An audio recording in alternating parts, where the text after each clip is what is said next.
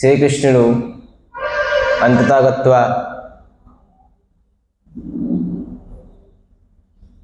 యశోద అమ్మ దగ్గర ఇద్దరు కలవలు ట్విన్స్, ఒక కన్య ఒక పుత్రుడు, ఇద్దరు జన్మించారు. ఇదే విధానంగాను దేవకి దగ్గర ఒక పుత్రుడు సంతానం జన్మించారు.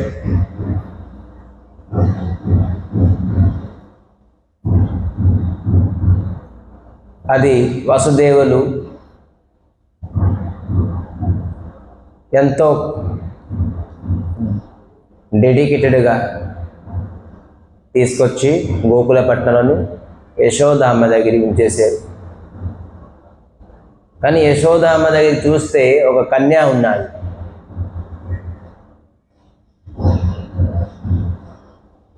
వసుదేవులకి ట్విన్స్ కనబడలే, పుత్రుడు కనబడలే, ఓన్లీ ఒక కన్యాయ కనబడ్డాడు. పుత్రుడు ఎందుకు కనబడలేదంటే యోగమాయ కనిపించడానికి ఇవ్వలేదు.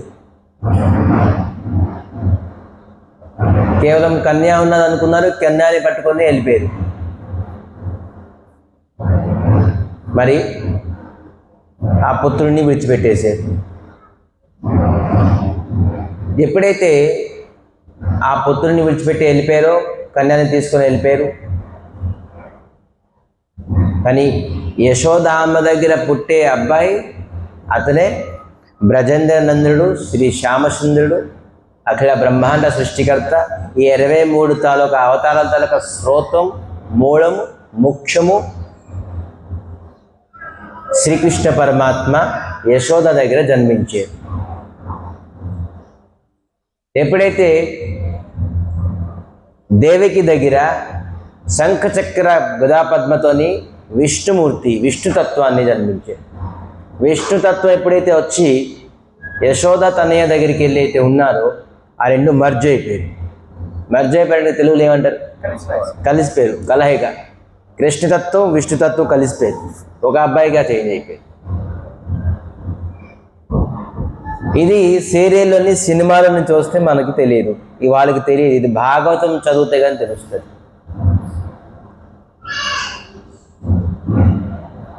ఇద్దరి విధానంగాను ఇద్దరు పుత్రులు ఒకటే అయిపోయారు. కన్యాని తీసుకుని వెళ్ళిపోయారు.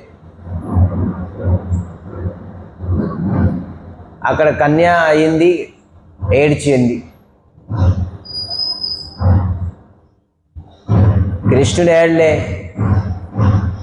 పుట్టగానే, కానీ కన్య ఏడ్చారు. ఏడ్చిన తర్వాత తెలిసింది, అరే సంతానం జన్మైంది అని. చూస్తే మొత్తం అందరూ లెగిసి చూస్తే కన్యా జన్మైంది. కంసుడి దగ్గరికి వెళ్ళింది వార్త, సంతానం జన్మయ్యారు. కానీ సంతానం జన్మయ్యారు కానీ కన్యా అయ్యారు. ఇది ఆశ్చర్యరే. ఆకాశవాణితో అష్టమ గర్భతాలుగా పుత్రుడు నీకు కాలం అవుతారని చెప్పారు. చూసుడికి 8వ సంతానం కన్య అయింది. 6 పుత్రులు అయ్యారు. 7వ నంబర్ పుత్రులతో కనబడలేదు, మాయ అయిపోయారు. 8వ నంబర్ పుత్రుడు అవుతారు. నా తాలూకా చావుకి కారణం, మృత్యుకి కారణం అనుకున్నారు. కానీ చూసేప్పటికి కన్య అయింది. కన్య అయినవిడన్ను కంసుడితో క్రూరమైన స్వభావం. ఈ స్త్రీ నాకేం చేస్తుంది అప్పుడేనా అనుకోరు కదా.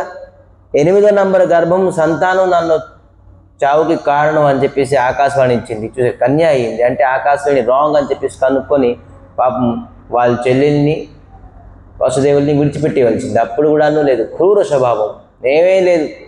స్త్రీ అయినా కూడాను అదే ప్రకారంగా కాలుని పట్టుకొని ఆ తాలూకా రాయి ఉన్నదే ఆ రాయికి ఏం చెప్తున్నారు? కన్యాం చ అపి దివాన్గతః, కన్యాం చ అతి దివాన్గతః. ఆ రాయిని చూసేసి ఆ కాలుని పట్టుకుని కొడదామని కొంచెం చూసి కన్యా ఏం చేసింది? అష్టభుజధారి దుర్గా రూపంలోని ఆకాశంగా ఎగిరిపోయింది ఆ కన్య. అరే మూర్ఖ కంస, నీకు చనిపోయేవారు ఎక్కడో జన్మం అయిపోయారు, ఎప్పుడో జన్మం అయిపోయారు. నీ చావు దగ్గరగా ఉన్నది. తన చేతులతో నువ్వు ఖచ్చితంగా నీ మృత్యు తప్పదు అని చెప్పేసి కొన్ని వెళ్ళింది. కన్య ఏం చెప్పారంటే ఈ విధానంగా చెప్పారు. ఇంకా టెన్షన్ పెరిగిపోయింది. అరే అష్టమ గర్భ సంతానం కన్య అయింది. ఈ కన్యకు నేను కొట్టేటప్పటికి అష్టభుజ దుర్గా అయిపోయారు. దుర్గా అయిన తర్వాత నాకు మళ్ళీ వార్త ఇచ్చారంటే నీకు నా చావుకి కారకులు ఎక్కడో జన్మం అయిపోయారు. విచిత్రం. కంసుడు చింతతోనే పొద్దున్న అయితే రాత్రి పొద్దున్న అయింది. అందరికీ మీటింగ్ పిలిపించారు మంత్రి మండలి. ఇంకేమున్నది అసలు వీళ్ళకి సాయం వాళ్ళ చేతులు అవ్వకపోతే ఇంకా అందరినీ సాయం కోరుకుంటారు. ఇది తన చింతకి బయట అయిపోయింది. 8 సంవత్సరాలు కాపలదా ఉన్నాడు. నా చావుని కారకులను చంపేద్దామని, ఇంకా చావే ఉండదని చెప్పేసి 8 సంవత్సరాలు కాల్ చేయడం, అందరికీ చంపేయడం. అయినా కూడా ఎవరైతే ముఖ్యులకి వాడికి విడిచిపెట్టేసి వెళ్ళిపోరు. దైవం తాలూకా కార్యాన్ని ఎవరు స్టాప్ చేయలేదు. ఎంత ప్రయత్నించరు కూడాను. భగవంతుడు ఏదైతే చేయాలనుకుంటారో ఖచ్చితంగా అది అవ్వాల్సిందే. కంసుడు మహాప్రతాపి, దేవతల్ని కూడాను ముక్కు మీద తాడు కట్టి ఉంచుండేవాడు. కానీ అష్టమ గర్భతల సంతానం నీకు చంపుతారని చెప్తే ఖచ్చితంగా అది అవ్వాల్సిందే. అతను ఎంత ప్రయత్నించి ఎంత బలమైనా కూడాను తను తప్పించుకోలేపాడు. ఈ కన్య ఈ విధానం చెప్పడంతో మీటింగ్ పిలిపించిన మొత్తం అంతా కంసుడు తాలూకా మంత్రి మండలం మీటింగ్ చేసుకోండి. ఎంతసేపు చేసుకుంటే మనం మీటింగ్ విడిచిపెడతాం. రేపు మీటింగ్ ఇది మాట్లాడుకుందాం. ఆ మీటింగ్ ఏమైంది, ఈరోజు ఎక్కడ ఏమవుతుంది, నంద మహారాజు దగ్గర ఏమవుతుంది చూద్దాం. గోకులపట్నంలో ఏమవుతుంది, రాక్షసు తాలూకా మీటింగ్ ఎందుకు మనం ఈరోజు మాట్లాడుకుందాం. నంద మహారాజ్ ఎప్పుడైతే పొద్దున్న లేచారు, ముందు చెప్తున్నారు నంద మహారాజ్ చూశారట ఆ అబ్బాయిని. లెగిసిన వెంటనే యశోద దగ్గర చూస్తే ఒక అందమైన బాలుడు, సంతానం, పుత్రుడు శ్రీకృష్ణుడు. చూడగానే యశోదకి లేపారు. ఏ యశోద, లేగు చూడు, సంతానాన్ని జన్మం ఇచ్చావు చూడు అని చెప్తే ఆ తాలూకా మనసులోని ఆనందం, నంద మహారాజ్ తాలూకా ఆనందం ఇంకా ఏం చెప్తాం. మామూలుగా మెటీరియల్ వరల్డ్లోని ఒక పుత్రుడు పుడితే తండ్రి ఎంత సంతోషిస్తాడు. అది ఏ సమయంలోని అనేక వయసు తర్వాత చెప్పొస్తున్నారు. 70 సంవత్సరాలకి నంద మహారాజుకి 70 సంవత్సరాలు అయింది. అప్పుడు సంతానం పుడితే అతనికి ఎంత ఆనందం ఉంటుంది. ప్రాయం వృద్ధ వయసులోనే ఒక సంతానం ప్రాప్తి అయినట్టే అతనికి ఏ విధానంగా ఆనందం ఉంటుంది. మరి ఇటువంటి సంతానం అతను అతి అద్భుతమైన సంతానం.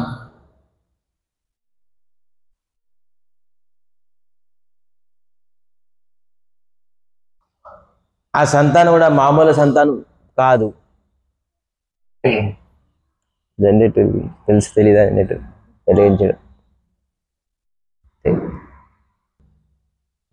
సంతానాన్ని దర్శించుకున్నారు నంద మహారాజ్ తాలూకా మనసులో ఆనందం ఎటువంటిది. ఎప్పుడైతే కృష్ణుడిని పట్టుకొని వెళ్తున్నారో వసుదేవులు, మొత్తం సంఖ్యలు మరి కారాగార తాలూకా తలుపులు అన్నీ ఓపెన్ అయిపోయి విముక్తి అయిపోయింది.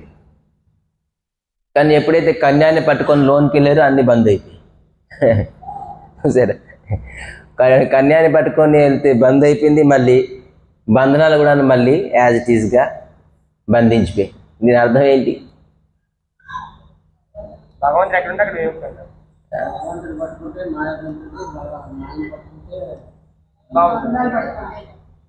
కొన్ని విధానంగా మీరు అర్థం చేసుకోండి. ఏ విధానంగా ఎవరు అర్థం చేసుకోవచ్చు. సో కృష్ణుని పట్టుకుంటే అన్ని భవబంధనాలు అన్నీ తొలగిపోతాయి. కృష్ణ సూర్య సమ మాయా అయితే అంధకార్. కృష్ణుడు సూర్యుడితో సమానం, మాయా అంధకారంతో సమానం. జహా కృష్ణ తహా నా మాయాలో అధికారం. ఎక్కడైతే కృష్ణుడు ఉన్నారో అక్కడ మాయలో అధికారమే లేదు. కృష్ణుడు ఎవరి దగ్గర ఉన్నారో, కృష్ణ నామం ఎవరి దగ్గర ఉన్నదో, కృష్ణ స్మరణ ఎవరి దగ్గర, వాళ్ళ దగ్గర మాయా దూరానికి ఎక్కడ ఉండదు.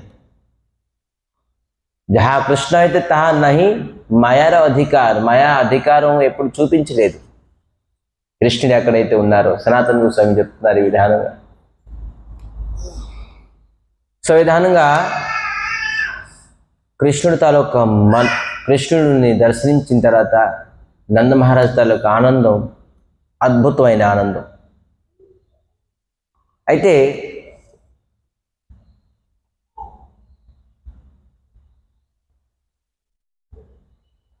కృష్ణుడు ఎవరికి సంహరించలేదు, ఎవరికి చంపలేదు, ఎవరికి ఒక లంపకే కూడా కొట్టలేదు.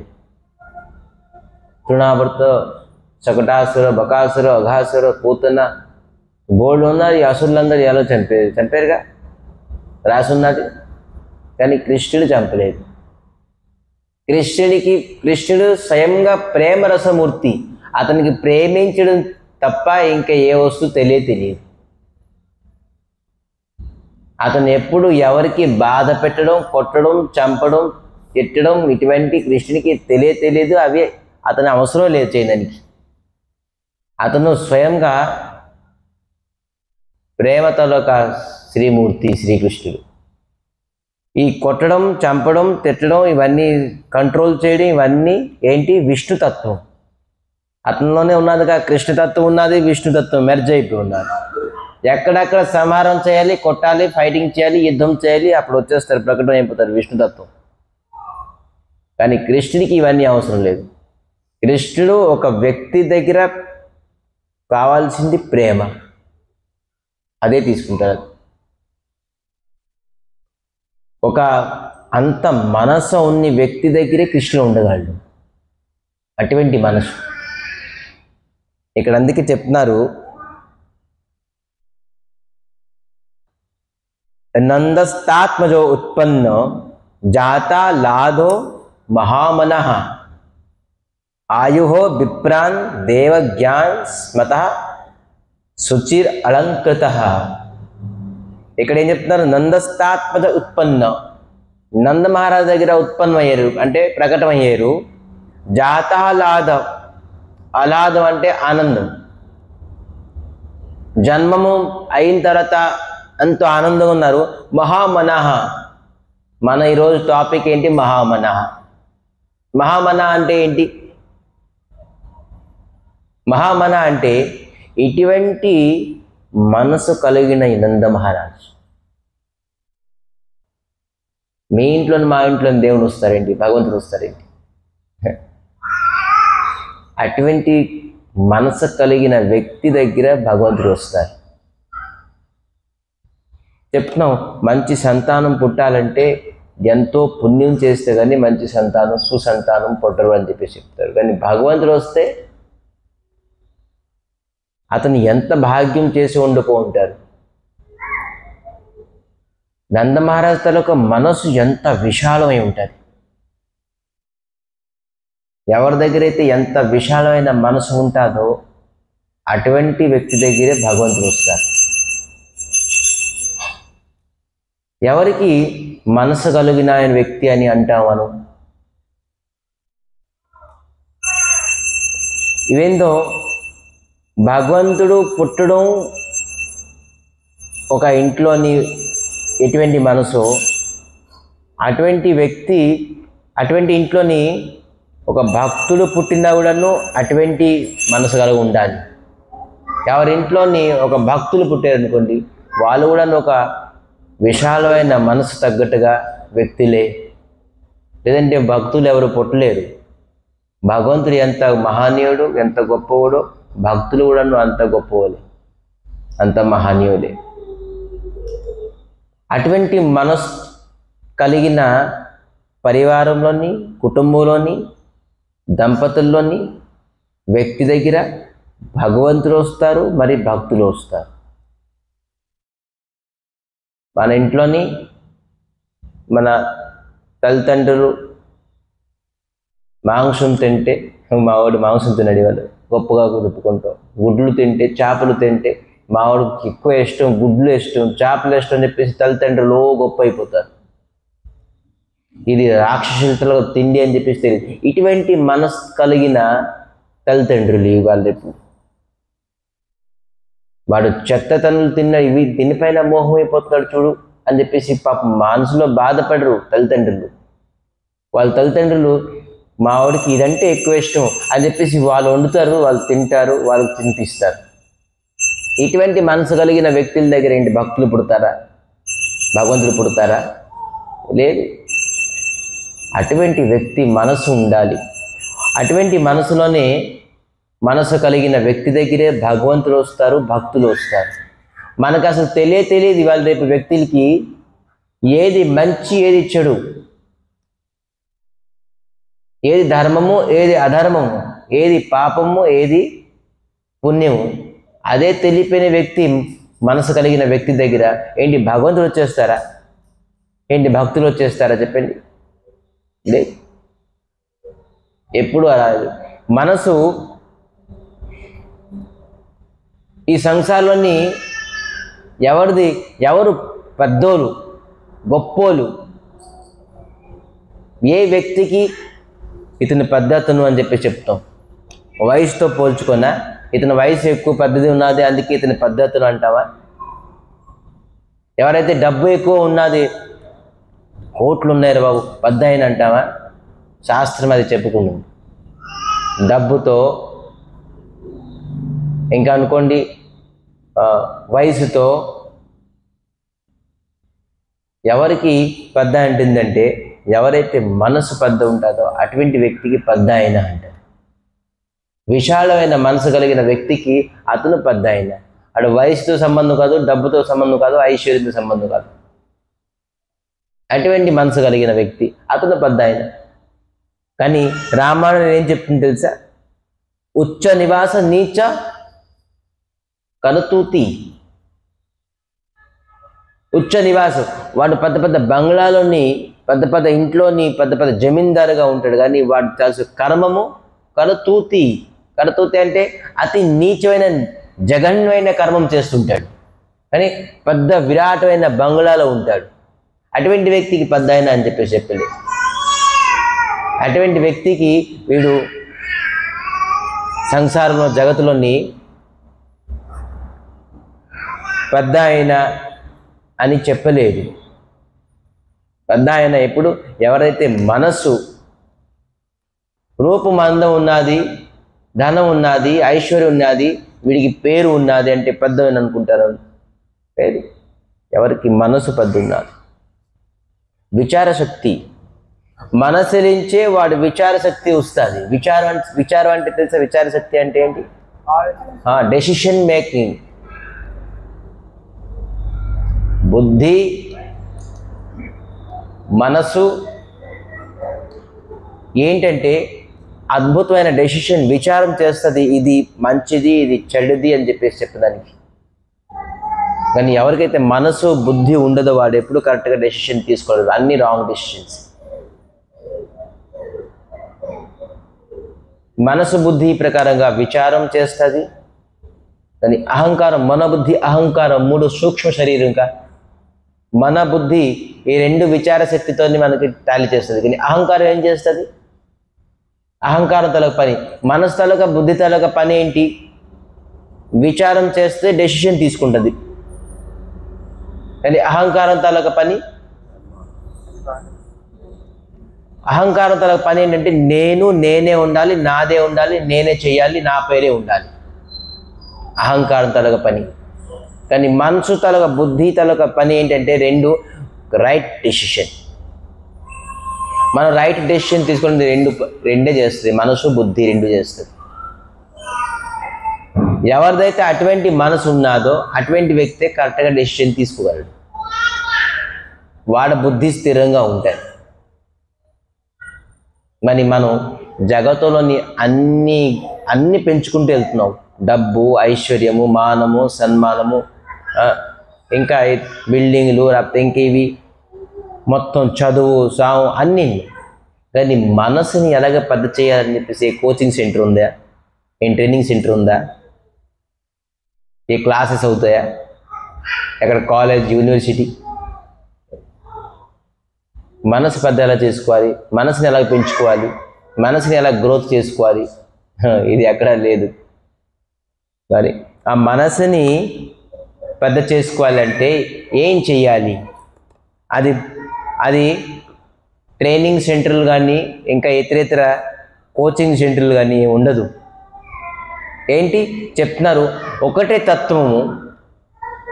మరి డబ్బు వల్ల, బుద్ధి వల్ల, ఐశ్వర్యం వల్ల, ఇంకే వల్ల మనం భగవంతుడిని ప్రాప్తం? కేవలం ఒకటే తత్వము. ఏంటి? మనస్తత్వం. మనోతత్వం వల్లే భగవంతుడికి ప్రాప్తి అవుతారు ఒక వ్యక్తి. వాడి దగ్గర కొన్ని కోట్లు ఉన్నాయి, భగవత్ ప్రాప్తి అవుతారని చెప్పేసి ఉన్నదా? శాస్త్రం రాసి ఉన్నదా? మనసు శుద్ధ వల్ల, మనసు పెద్ద వల్ల వాడు భగవంతుడి ప్రాప్తి అవుతాడు. అందుకే ఇక్కడ చెప్తున్నారు ఏంటంటే మనగత మహామనః అని చెప్పారు. అటువంటి మనసు కలిగిన నంద మహారాజు ఇంట్లోనే స్వయంగా శ్రీకృష్ణుడు వచ్చారు. మహామనః. ఇక్కడ చెప్తున్నారు మహాధన, మహాబుద్ధి అని చెప్పలేదు ఇక్కడ. మహామన. అటువంటి మహాన్ మనసు ఉన్నది కాబట్టి స్వయంగా గోలోకాధిపతి శ్రీకృష్ణుడు నంద మహారాజు తాలూకా కొడుకుగా వచ్చారు అని చెప్తున్నారు. మహామనః అని చెప్పారు. మళ్ళీ అక్కడ ఇవేందో దేవకి వసుదేవులు స్వయంగా ఎవరు? మను శతరూప. కానీ అక్కడ విష్ణుతత్వం వచ్చారు, కానీ కృష్ణతత్వం ఎక్కడ వచ్చారు?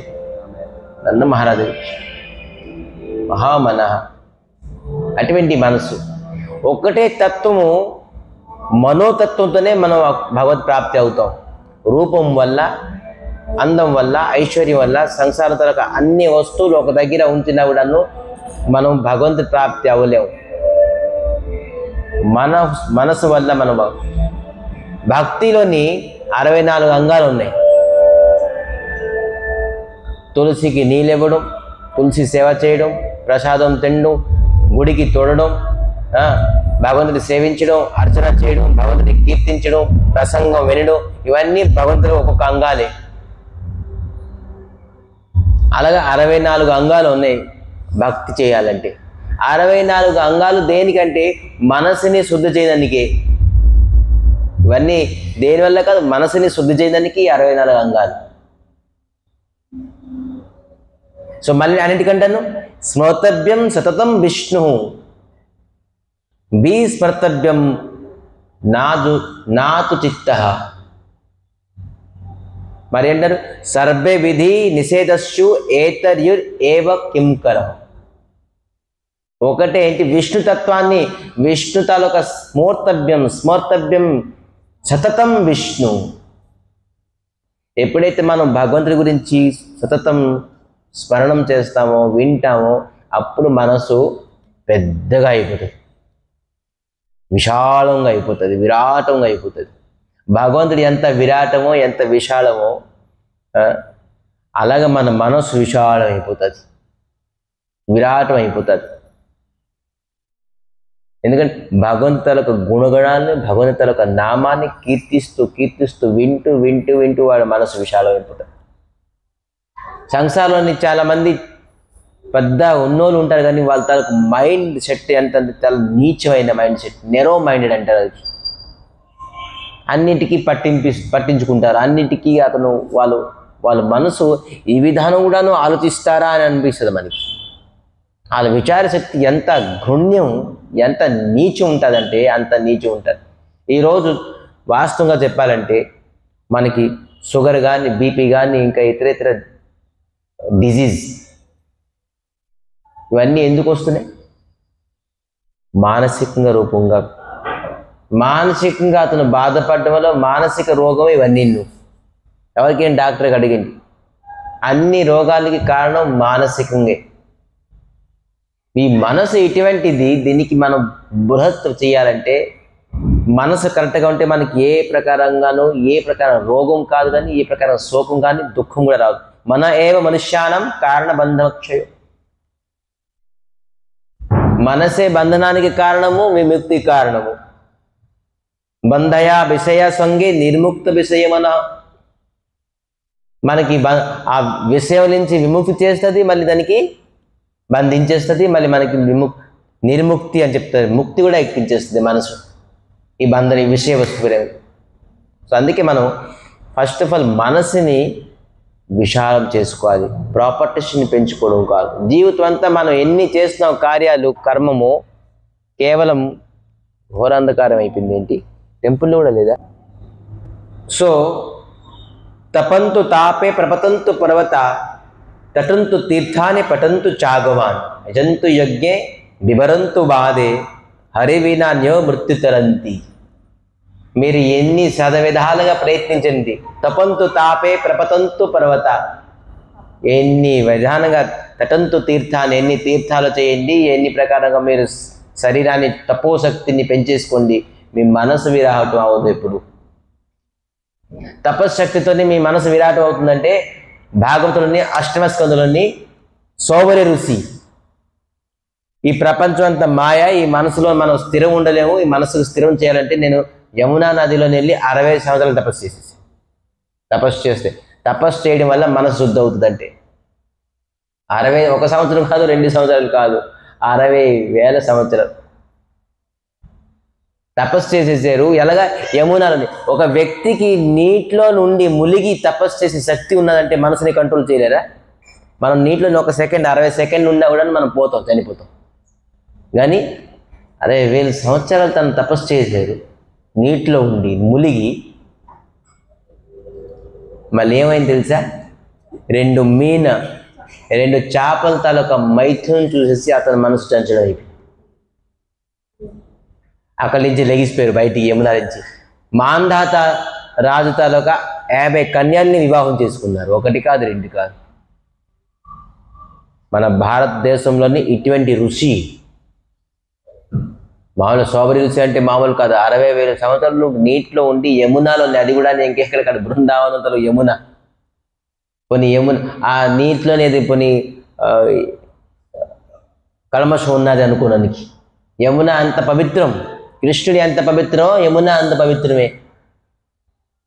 అటువంటి యమునా నదిలోని 60,000 సంవత్సరాలు తపస్సు చేసి తనకి మనసు చంచలం అయిపోయింది, నేను వివాహం చేసుకుంటానని. మరి చెప్పండి, ఇంకా మనసు శుద్ధి చేయడానికి కారణం, శుద్ధి చేయడానికి, మనసుకి శుద్ధి చేయడానికి ఒకటే ఒక మార్గము మనకి శ్రీమన్ చైతన్య మహాప్రభు ఇచ్చారేంటి? ఒకటే మార్గం, దానికంటే ఇంకా ఏది అద్భుతమైన మార్గం కాదు. ఒకటే ఏంటి? మనహి త్రాయతే ఇది మంత్ర, ఒక మంత్రం. మనసుని కంట్రోల్ చేసుకుంటే మనః త్రాయతే ఇది మంత్ర, మంత్రాన్ని జపించడమే. హరే కృష్ణ కృష్ణ కృష్ణ హరే హరే, హరే రామ్ రామ్ రామ్ హరే హరే.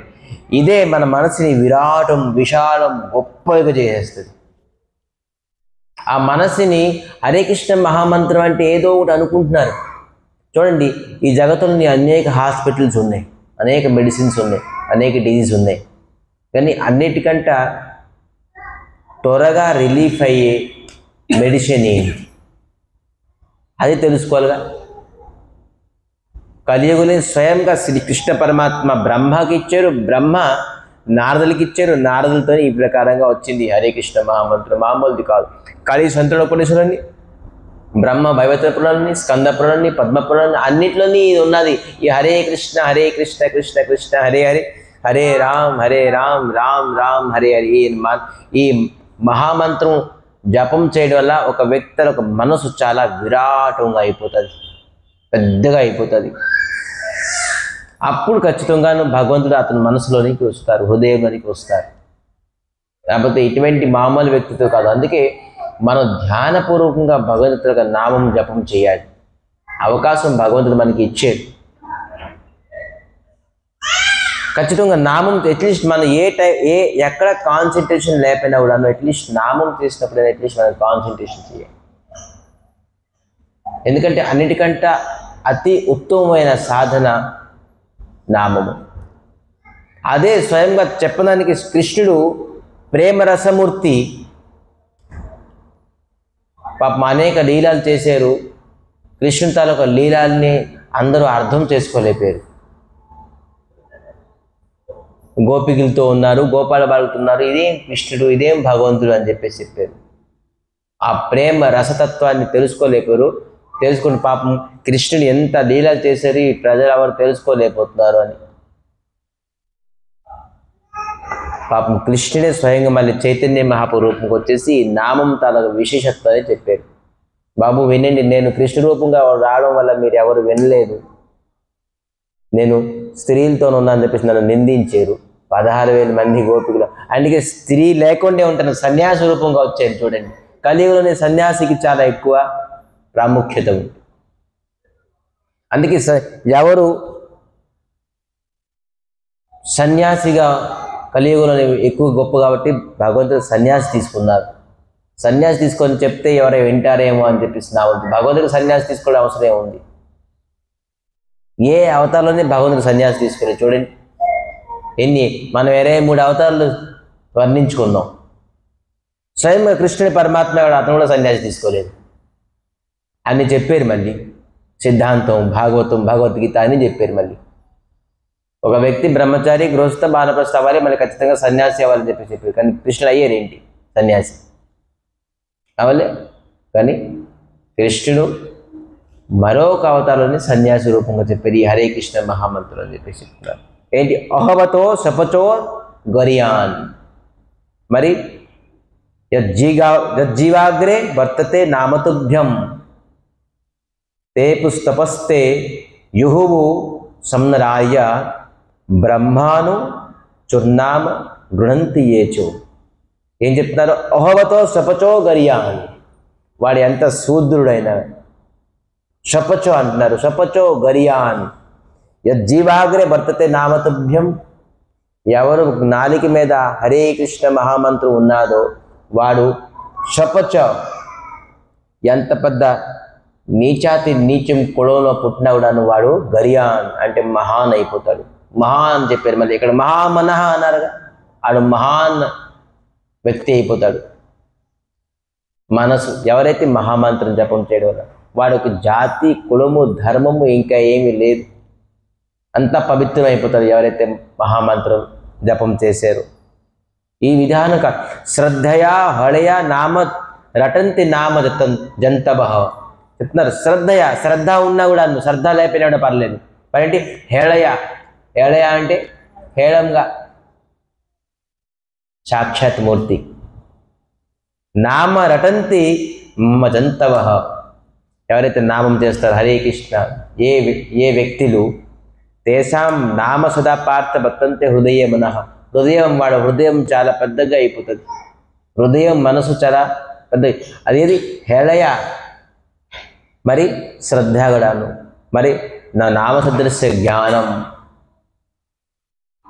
ఎవరైతే నామం చేస్తారో అటువంటి వ్యక్తి కన్నా జ్ఞాని ఇంకెవరు లేరు. నా నామ సదృశ్యం జ్ఞానం, నా నామ సదృశ్యం వ్రతం. ఇంక ఏ వ్రతం కూడా లేదు నామం తగ్గట్టుగా. సదృశ్యం అంటే ఏంటి? ఈక్వల్, సమానం. నామ సమానం వ్రతంగా లేదు, నామ సమానం జ్ఞానం కూడా లేదు. నా నామ సదృశ్యం జ్ఞానం, నా నామ సదృశ్యం వ్రతం, నా నామ సదృశ్యం ధ్యానం. చాలామంది ధ్యానం చేస్తారు కళ్ళు మూసుకొని. ఎవరు ధ్యానం చేస్తారు? ఏంటి? శూన్యం, జీరో. ఆ ధ్యానం నామం చేయడం, నామంలో ఉన్న ధ్యానం ఇంకా దేంట్లోని గొప్పది లేదంటున్నారు. మనం ఎప్పుడైతే హరే కృష్ణ హరే కృష్ణ కృష్ణ కృష్ణ నామాన్ని ధ్యానం చేస్తాం, దానికంటే పెద్ద గొప్ప ధ్యానం ఏం లేదు. నా నామ సదృశ్యం ధ్యానం, నా నామ సదృశ్యం ఫలం. మనం నామం చేస్తే మళ్ళీ మనకి నామం చేయడానికి అవకాశం భావిస్తే అదే ఫలం. నామం చేస్తే నా ప్రాపర్టీ పెరిగిపోవాలి, నామం చేస్తే నాకు పుత్రుడు అవ్వాలి, నాకు నామం చేస్తే ఫ్యాక్టరీలు నడాలి, నా నామం చేస్తే ఇండస్ట్రీస్ నడాలి, నామం చేస్తే నాకు మంచి రిజల్ట్ వచ్చేయాలి. ఇది ఫలం కాదు. ఫలం ఏంటి? నామ సదృశ్యం ఫలం. నామం చేస్తే మళ్ళీ నామం చేయడానికి అవకాశం మనకి కలుగుతుంది, నా మనసు పుడుతుంది, అదే పెద్ద ఫలం. నా నామ సదృశ్యం సమహ, నా నామ సదృశ్యం పుణ్యం, నా నామ సదృశ్యం గతి. మన గతి ఏమి ఉండాలంటే, పుణ్యం ఏమి ఉండాలంటే మనకి ఒకటి నామం. నామం గురించి తెలుసుకోవాలి. కానీ నామం ఎవరైతే చేస్తారో వాళ్ళకి రియలైజ్ అవుతుంది ఖచ్చితంగా వారి మనసు ఎంతో విశాలం అయిపోతుంది. ఇంట్లోని కలహాలు లేదంటే మనసులోని వితృష్ణ, తృష్ణ, అనేక కోరికలు ఇవన్నీ పుడతాయి ఎప్పుడేంటి ఎవరైతే నామం చేయరు. అతని మనసు ఎప్పుడూ శాంతి ఉండదు ఎవరైతే నామం చేయరు. ఎన్ని ఉన్నాయి జగత్తులో, ఎందుకంటే కలియుగంలోని ఒకటే ఒక సాధన ఉన్నది. ఆ సాధన ఏంటి? హరినామం. స్వయంగా కలియుగం చెప్తుందిగా ఏంటి? కలయర్ దోష నిధిందాదన్ అస్థిరేక మహానిగుణ కీర్తనేవ కృష్ణస్య ముక్తం పరం. మీ ఇంట్లో కలహాలు కానీ, మీ మనసులో కలహాలు కానీ, మీ ఇంద్రియాలకి మీరు రోజు కలహాలు చేసుకున్నారు. నా ఇంద్రియాలు నా మాట వినుకుంటుంది. మీ ఇంద్రియాలతో మీరు రోజు ఫైటింగ్ ఆడుతున్నారు, మనసుతో మీరు ఫైటింగ్ అవుతున్నారు. సో ఎప్పుడు నామం ఏమైతే హరే కృష్ణ మహామద్ జప చేస్తారో కలి మీకు టచ్ చేయలేదట. కలి మీ వైపు చూడలేదు. ఈరోజు ఎంత సాధన చేసే వ్యక్తులు లేరు, పూజా పునస్కారాలు చేసే వ్యక్తి లేరు, యజ్ఞం చేసే వ్యక్తులు లేరు, ధర్మాత్మలు లేరు. పుణ్యం చేస్తే, పూజా పునస్కారాలు చేస్తే, యజ్ఞం చేస్తే, ఇటువంటి పనులు చేస్తే పుణ్యం వస్తుంది. కానీ పాపం పోదు సుమా, పాపం ఉంటుంది. మళ్ళీ పాపం ఉంటూ పాపం చేస్తే మనోవృత్తి కూడా ఉంటుంది. ఇది పెద్ద విచిత్రమైనది. ఎప్పుడు చెప్తుంటారు, మనం ఏదో పెద్ద కార్యాలు ఏదో చేసాం, లేకపోతే దాన ధర్మం చేసాం, ఏదో మంచి పని చేసాం, కొంత పాపం పోతుంది అనుకోండి. కొంత పాపం వరకు పోతుంది, మూలంగా పోదు. మూలంగా ఎందుకు పోదంటే చూడండి, ఒక అడవిలోని మొత్తం అంతాను అగ్గి అయిపోయింది. దావాగ్ని అంటారు దాన్ని. ఆ దావాగ్నిలోని మొత్తం చెట్లన్నీ కాలిపోయి బూడిదైపోయింది. మీరు ఏదో పెద్ద మహాన్ కార్యం చేశారు, దానివల్ల మీరు చేసిన జీవితంలో పాపం అంతా నష్టం అయిపోయింది. ఏదో మహాన్ కార్యం చేశారు, మొత్తం సమూలంగా చెట్లన్నీ మొత్తం బూడిదైపోయి, మళ్ళీ కొంతకాలం తర్వాత వర్షం పడిన తర్వాత మళ్ళీ ఆ చెట్టుకి మొలక వస్తుంది, మళ్ళీ అది పెద్దగా అయిపోతుంది.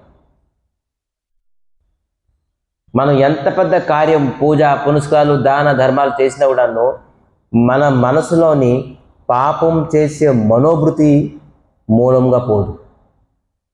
అది ఎక్కడో ఖచ్చితంగా సూక్ష్మ రూపంగా దాగి ఉంటుంది. అవకాశం వస్తే మనసు పాపం చేసేస్తుంది. గొప్ప విచిత్రమైనది మనసు. అందుకే మనసుని కంట్రోల్ చేయడం పెద్ద కష్టం అని అంటున్నారు. ఈ భక్తిలోని అంగాలన్నీ మనసుని కంట్రోల్ చేయడానికి. ఈ మనసు పని ఎక్కడ కనబడుతుందా పని చంపేద్దామంటే, ఈ మనసు ఎక్కడ దొరుకుతుందా పని బంధించేద్దామని, కట్టేద్దామంటే ఒక దగ్గర పెడేద్దాం దీనికని, ఒక బాక్స్లోని, లేకపోతే ఒక జైల్లోని, లేకపోతే ఒక రూమ్లోని ఎక్కడికి పెట్టేస్తాం. దీనికి కట్టడం, ఇది కనబడదు, ఇది అక్కడ కట్టలేము కూడా. దీనికి బుద్ధితో కంట్రోల్ చేయడం అవును. బుద్ధి పని వేరా, మనోబుద్ధి అహంకారం మూడు వేరా. మనసుని కంట్రోల్ చేయడం వల్ల బుద్ధి నిర్ణయం తీసుకుంటుంది, లేదా బుద్ధిని కూడా భ్రష్టం చేస్తుంది మనసు. చాలా బుద్ధిమంతులు ఉన్నారు, విద్వాన్ పండితులు కూడా ఉన్నారు. కానీ ఆ బుద్ధి కూడా ఏం చేస్తుందంటే మనసు చంచడం వల్ల పనిచేయదు. ఎవరైతే మనసు నిగ్రహం ఉంటుందో ఆడ బుద్ధి ఎటువంటి చెడు బుద్ధి అయినా కూడా వాడు కంట్రోల్ అయిపోతాడు, సరే బుద్ధి అయిపోతుంది. మనసు కంట్రోల్ లేకపోతే ఒక్కొక్కరు బుద్ధి ఎంత బుద్ధిమంతుడైనా కూడా వాడు భ్రష్టం అయిపోతాడు. ఎవరు బుద్ధిమంతులు కాదు, అందరూ బుద్ధిమంతులే. మనసు కంట్రోల్ వరకు బుద్ధిమంతులు. మనసు అన్కంట్రోల్ లేకపోతే ఎంత పెద్ద బుద్ధిమంతుడు కానీ వాడు చెడిపోతాడు. ఉన్నదిగా 2 శ్లోకాలు. మయేవ మన ఆదర్శ మయో బుద్ధి నివేశిస్తే మయేవ అతం ఊర్ధం న సంశయ అని చెప్తున్నారు. మయేవ మన ఆదర్శ, ముందు మన అని చెప్పారు కదా, తర్వాత బుద్ధి. మయేవ మన ఆదర్శ మయి బుద్ధి నివేశయో, ముందు మనసుని నువ్వు, ఈ తర్వాత నీ బుద్ధి ఆటోమేటిక్గా వచ్చేస్తుంది. లేదంటే మయేవ బుద్ధి మనసు అని చెప్పాల్సిందా, బుద్ధితో కంట్రోల్ అయితే. ముందు మనసుతో కంట్రోల్ చేయండి, తర్వాత బుద్ధి ఆటోమేటిక్గా వస్తుంది. నివేశించగలరు మీరు. కానీ మనసుని కంట్రోల్ చేయకపోతే ఏది కంట్రోల్ చేయలేదు. అటువంటి విచిత్రమైన మనసు ఇది. సో ఈ మనసుని కంట్రోల్ చేయడానికి ఒకటి మార్గం ఏంటంటే కేవలము హరే కృష్ణ, హరేర్నామ హరేర్నామ హరేర్నామ కేవలం. సో ఎవరైతే ఎంత గొప్పగా నామం చేస్తారో వాడి మనసుని అంత అదుపులో ఉంచుకోవాలి. లేదంటే జగత్తులోని ఎంత సాధన ఏది చేసినాడు చూడండి, వేల సంవత్సరాలు తపస్సు చేసినాడని వాళ్ళ మనసుని కంట్రోల్ చేసుకోలేకపోయారు. అందుకే మనసుని కంట్రోల్ చేసుకోవాలి. మనసుని కంట్రోల్ చేస్తే అతను అన్నీ కంట్రోల్ చేసినట్టే. మరి మనసుని విశాలం చేయడం వల్లే భగవంతుడు మీ హృదయంలోకి వస్తారు. వాస్తవంగా ఎవరికైతే కృష్ణుడు కావాలి, భగవంతుడు కావాలి, శాంతి కావాలి, ప్రశాంతి కావాలంటే, ఎందుకంటే ఎప్పటికీ మీ మనసులో భగవంతుడు రాలేదో అప్పటి వరకు మీకు శాంతి ఉండదు, ప్రశాంతత ఉండదు. ఎప్పుడు భగవంతుడు మీ మనసులోకి వస్తారు? ఎప్పుడైతే మీ మనసు విశాలంగా అవుతారో. విశాలం ఎప్పుడు అవుతుంది? ఎప్పుడైతే మీరు హరినామం చేస్తారు. అందుకే చెప్పేశారు మహాప్రభు, అన్ని ప్రకారంగా అన్నీ చూసేశారు, తెలుసుకున్నారు. వీళ్ళకి ఒకటే మార్గము, వీళ్ళు కలియుగంలోని ఒకటే మంచి మహామంత్రం తప్ప వీళ్ళకి ఇంకేది పనికిరాదు, ఏ సాధన పనికిరాదు. అందుకే నామం వచ్చేసి చెప్పారు, ఈ ఒక్క సాధనతోని మీరు భగవంతుడిని పొందొచ్చు అని చెప్పి. ఎంత అవశేషం, ఎంత అనుభవం, మొత్తం శాస్త్రం తలొక సారాంశం చెప్పేశారు మహాప్రభు. సో అందుకే నా నామ సదృశ్యం జ్ఞానం అని చెప్తున్నారు. నామముకు తగ్గట్టుగా జ్ఞానం కూడా ఏమీ లేదు. అన్ని జ్ఞానం, అన్ని ఉపనిషద పురాణాలు శాస్త్రాలు చెప్తుంది నామమే గొప్పది అంటున్నారు. అటువంటి నామం మనకి భగవంతుడు ఇచ్చున్నారు, గురుదేవుడు ఇచ్చున్నారు, వైష్ణవుడు ఇచ్చున్నారు.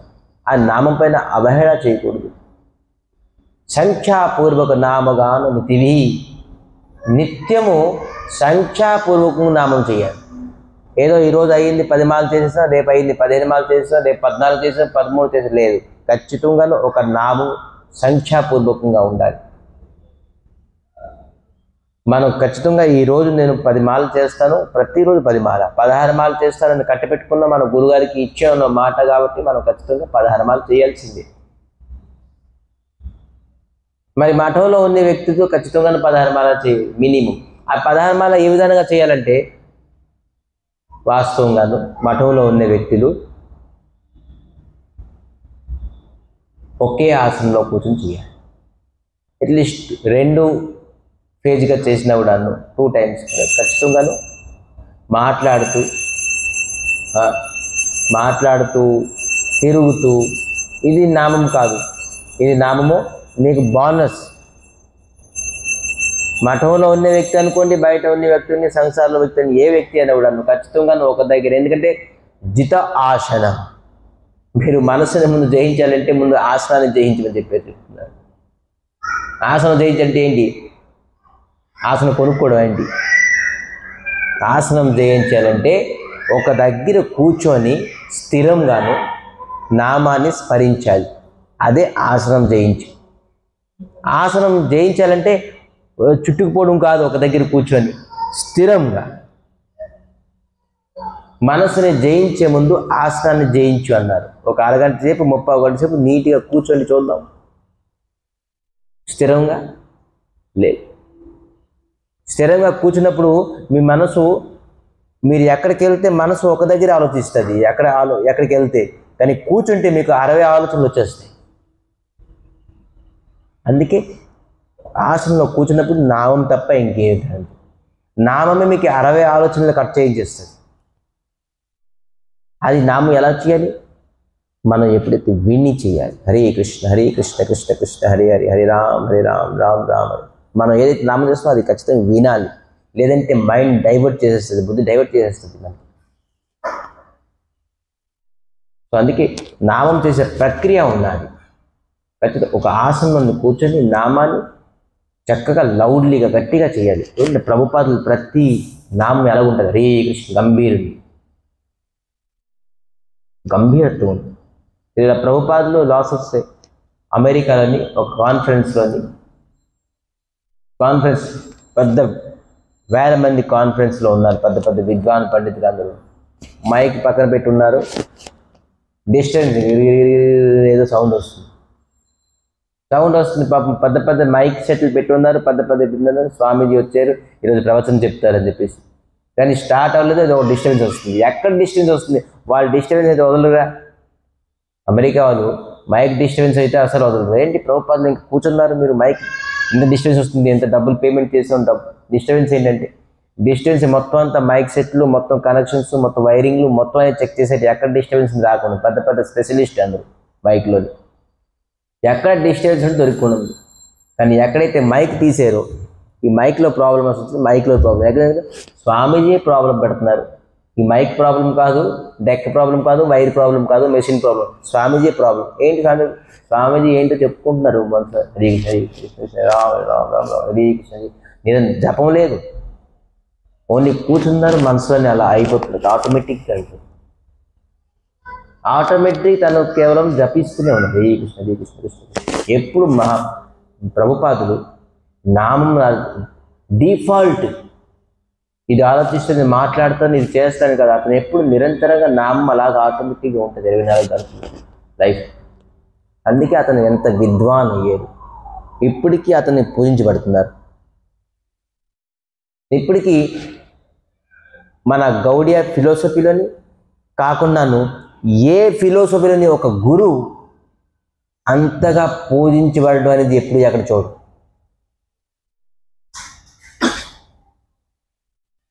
భగవంతుడి ముందు అతని సింహాసనం, అతని విగ్రహం, భగవంతుడికి ఈ ప్రకారంగా ఆరాధన, అతనికి ఆ ప్రకారంగా ఆరాధన. ప్రభుపాదుల శిష్యులు వాళ్ళు జయిస్తున్నారంటే ఒకటే, ప్రభుపాదుల్ని పట్టుకొని జయిస్తున్నారు వాళ్ళు. ఈరోజు ప్రపంచవ్యాప్తంగా వాళ్ళు జయించారంటే ప్రభుపాదుల వల్లే. ఎందుకంటే ప్రభుపాదులు ఆ విధానంగా భక్తి చేశారు, నామం చేశారు, అందరితో నామం చేయించారు. మనం నామం చేయడం ఒక ఎత్తు, నామం చేయించడం అనేది ఒక ఎత్తు. ఇది కూడా ఒక పెద్ద స్వభావమే, సౌభాగ్యం. అందుకే అందరితో నామం కూడా చేయించాడు. మన గౌడియ ఫిలాసఫీలో అందరితో నామం చేయించడం అనేది ప్రచారం. శ్రీకృష్ణ చైతన్య మఠం కోసేవాసరం మనం ఖచ్చితంగా ప్రతి వ్యక్తితోని నామం చేయించాడు. ఎవరైతే గుడికి వచ్చిందారో వాళ్ళకి ఏ ప్రకారంగా తేన ప్రకారే కూర్చొని వాళ్ళకి నామం చేయించవలసిందే. ఈ గుడికి వెళ్తే వదలరా బాబు, నామం చేయిస్తున్నారని చెప్పేసి వాళ్ళకి ఆ ప్రకారం మైండ్ సెట్ వచ్చేయాలి. వాళ్ళు ఏ విధానికి అనుకునేయండి. కానీ ఒక వ్యక్తికి మనం మంచి చేయిస్తామంటే ఈ నామం వల్లే మంచి అవుతుంది, ఇంకా దేనివల్ల అవ్వదు. అందుకే మనం ఇక్కడికి కథాన్ని విరామం చేసి, రేపు ఏం మీటింగ్ అయింది అక్కడ మీటింగ్ వాళ్ళు అవనేయండి. ఈరోజు రాత్రి అంతా మీటింగ్ అవనేయండి. కంసుడు తాలూకా మండలం అంతా మీటింగ్ చేసుకున్నారు. ఇవాళ ఏం చేస్తారని చెప్పేసి చక్కగా టైం ఇద్దాం. మనం వాళ్ళ మీటింగ్లో ఏమవుతుంది తర్వాత మనం డిస్కస్ చేద్దాం. ఈ ప్రకారం నంద మహారాజ్ తాలూకా ఏం చేశారు అనేది కూడాను మనం రేపు, ఇటుపక్క కంసుడి మీటింగ్లో ఏమి అయింది, ఇటుపక్క నంద మహారాజ్ ఇంట్లోని ఏమవుతుంది, ఈ రెండు మనకి రేపు అవకాశం కలుగుతుంది. సో రెండు తెలుసుకోవాలి. రేపు మళ్ళీ కథ 8:30 అయిపోయింది కాబట్టి కథాన్ని విరామం చేద్దాం, నామం చేద్దాం. సో రేపు నంద మహారాజ్ తాలూకా ఇంట్లోని ఇది కూడా చూసారా